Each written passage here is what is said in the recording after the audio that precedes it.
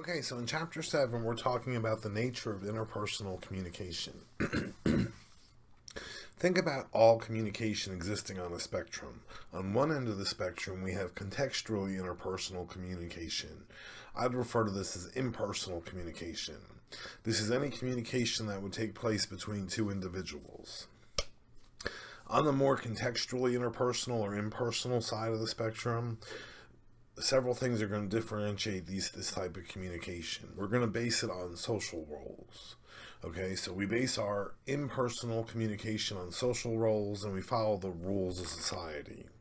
Also, like for example, let's say your mailman was acting strange one day. You can describe the behavior, but you can't really explain it.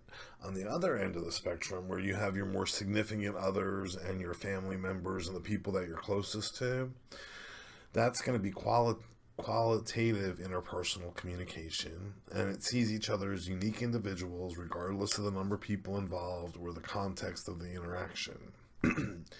You're going to respond to each other as unique individuals. You're going to follow personally established rules where in the relationship you make some rules, and you're more apt to be able to explain their behavior, not just describe it. Okay?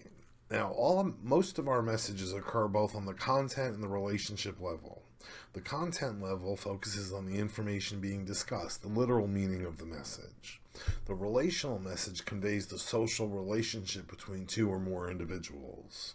So let me give you an example. Let's say there's a young couple and she goes off to college and he comes to the community college, and they get to spend every Saturday together. That's how it works out in their relationship. And it's going on for a year and they're happy and everything.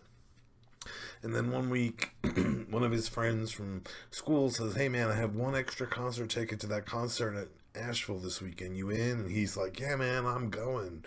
So then he calls his girlfriend. He's like, "Hey, guess what I'm doing on Saturday? I'm going to this concert." And she's upset.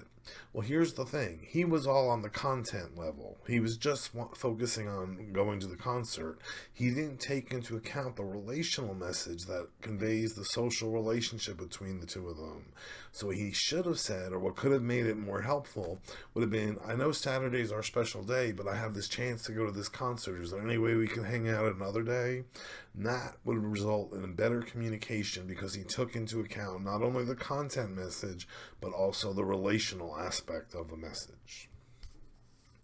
We also have affinity. Affinity is the degree to which we like or appreciate others. Oftentimes we express this non-verbally.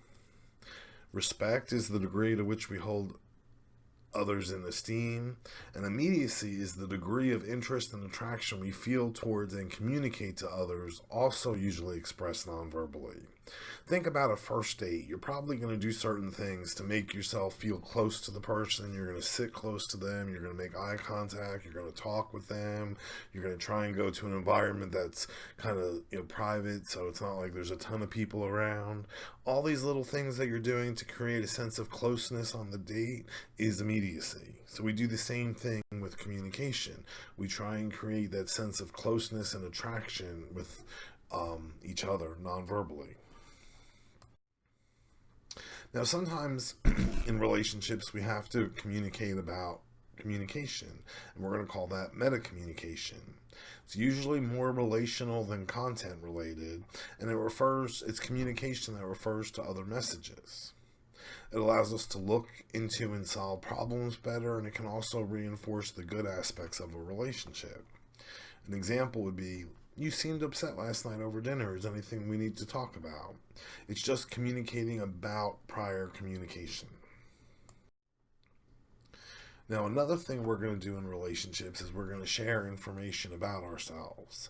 And this is technically called self-disclosure, the process of deliberately revealing information about oneself that is significant and would not normally be known by others. There's many reasons why we self-disclose. One is to get to know the other person on a deeper level. The second is we actually get to know more about ourselves by self-disclosing. It increases self-awareness, and sometimes it's reciprocal, which means that the person we're sharing with also shares back with us.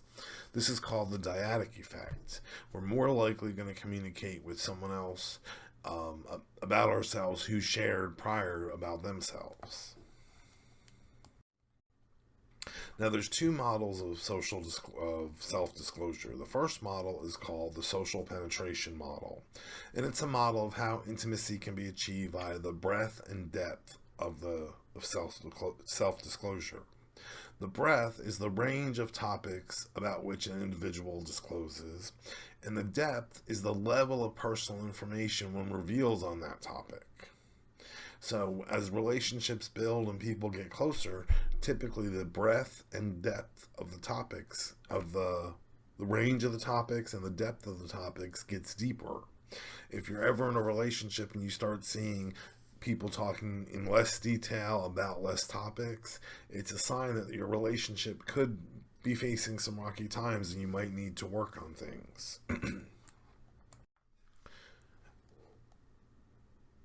And the open self is information that you know and other people know because you're open about it.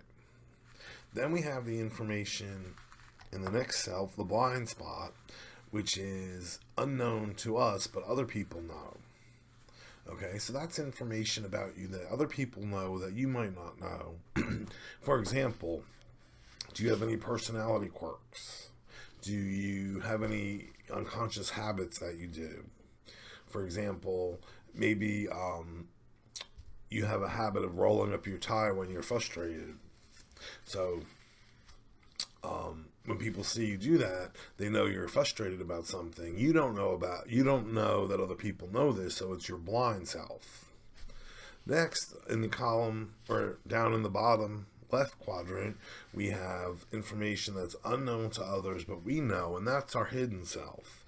And this is where you're going to keep all your secrets and your dirty laundry and things you don't want other people to know. And then finally, in the lower right-hand quadrant, we have information that's unknown to all. We don't know it, and you don't know it. Things about, like, the future would go into your unknown self, or things that your subconscious blocked from you. So the way the Johari window works is when you self-disclose, you take information from the hidden self and move it to the open self, okay? Enlarging the open self. So the bigger your open self gets, the smaller your hidden and blind self get, and technically you get to know yourself. So the Johari window is a model that shows the relationship between sharing information and how much you know about yourself. If you want to know more about yourself, believe it or not, what you can do is reveal information about yourself and you'll learn about yourself. Oftentimes people that are super private and won't share anything about themselves, oftentimes they are less self-aware. Now, should you share everything with every person you meet? No. Sometimes you should ask yourself some of these questions. Like, is the other person important to you? Is there any kind of risk in disclosing information? Are these disclosures appropriate? Is it relevant to the situation at hand? Has the other person ever disclosed to you? Will they be constructive with their feedback? And is it clear and understandable? Things like, for example, don't put yourself at risk by disclosing something that could make you lose a job or get kicked off a team or something.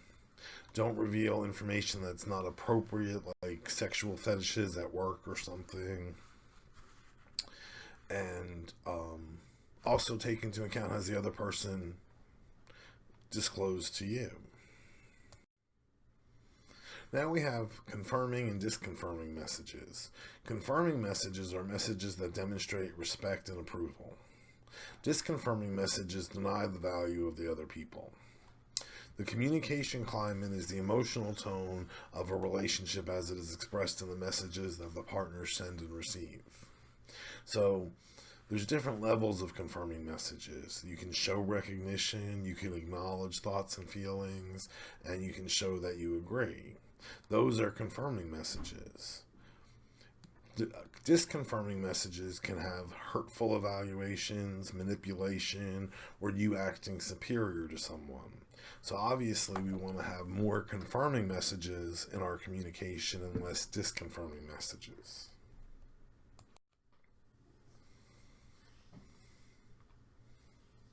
Okay, in relationships, sometimes conflicts happen. So, we're going to talk about relationship spirals. Spirals are reciprocal communication patterns in which each person's message reinforces the other. For example, we have escalatory conflict spirals, or patterns in which disconfirming messages reinforce one another, often leading to an argument. So what happens here is you're using those disconfirming messages and they spiral back and forth until you're in a full-fledged argument. Avoidance spirals are a communication pattern in which the parties slowly reduce their dependence on one another, withdraw, and then become less interested in the relationship. Now, we can also have positive spirals. Positive spirals occur when confirming messages are led to similar responses, and negative spirals may involve escalations and avoidance. Now we have Gibbs' categories of defensive and supportive behaviors. These are ways in which to respond to those spirals.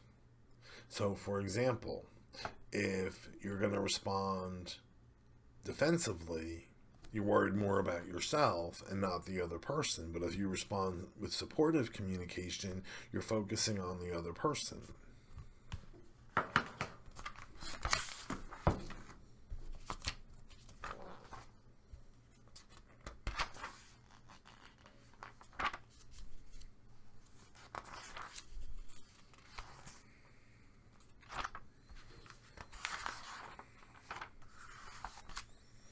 Okay, then we have evaluation, control, strategy, neutrality, superiority, and certainty. These are behaviors that can lead to negative spirals. So, moving away from evaluation, try and be more descriptive. Instead of trying to control the person, try to be more problem-oriented. Instead of always having a strategy for everything, try and be more spontaneous with your communication. Instead of just showing neutrality to the other person, try showing empathy. Instead of trying to show superiority to the other person, try and show equality. And instead of certainty, show provisionalism and accept different ideas.